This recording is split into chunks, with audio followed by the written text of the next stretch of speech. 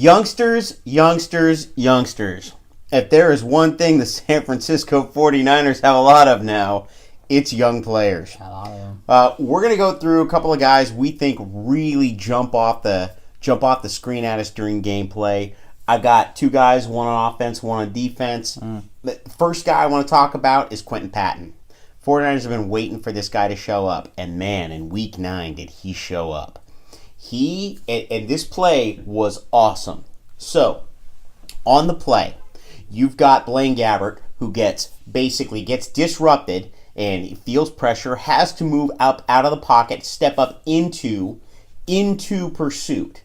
He does that, dodges the pass rusher, and finds, coming across the field, a player who recognized he was in pressure and cut his route off. That player was Quentin Patton, who was hit in stride, running through a stretched zone due to the extra pressure brought by the blitz, and turned that into a 41-yard gain. My God, that was magical. That kid needs the ball in space. Stud. Yeah. Stud. We need to see more of that. It wouldn't hurt to see it, when they score off against Seattle. Yes. I think it'd be kind of cool. All right, next player that I want to talk about, this is a guy who I ripped on last season in the finale against the San Diego Chargers, and ripped on a little bit for why the hell is he on my practice squad. Marcus Cromartie. Wow. I don't know if he ate his Wheaties. I don't know if he found Barry Bonds' steroid stash.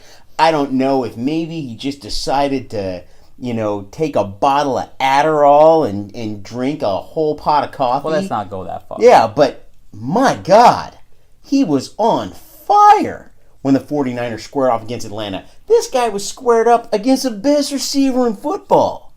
3 catches, 33 yards, no touchdowns, and most importantly, no yards after the catch. When Julio caught the ball, Julio got put on his Coolio. That was fucking ridiculous, kids.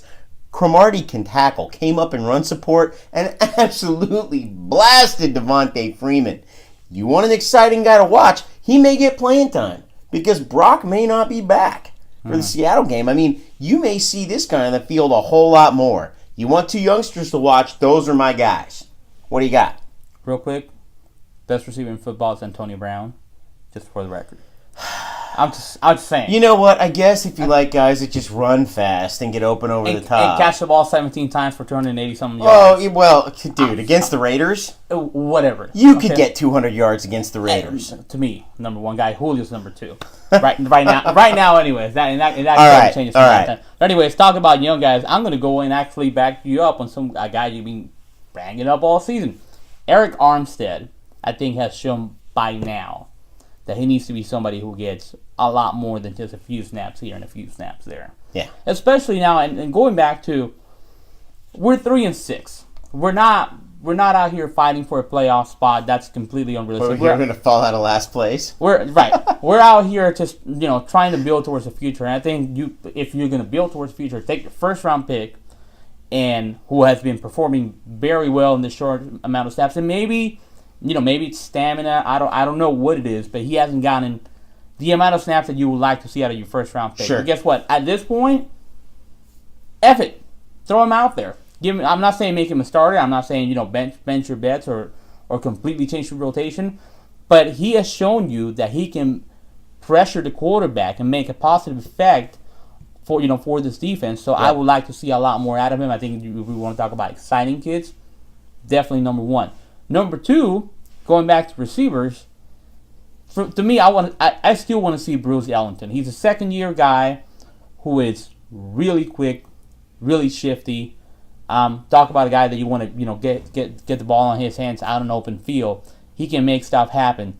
I think that he still has a role with this offense, and I don't know if the season ends and he's not able to show it. I don't know if he will get that chance. I'm starting to feel like, whether it's injuries or whatever it may be, he's not getting that chance. But I think he has the potential to be a really explosive member of this offense, and I would like to see more out of him. Now, once you get a healthy Anquan Bolden back, and you have Torrey Smith, and your snaps or your wide receivers just start getting limited. But I'm talking 5-10 snaps per game. I think it can happen, and I would love to see it. Perfect. I concur. There's a reason Haynes on the practice squad Yeah. now.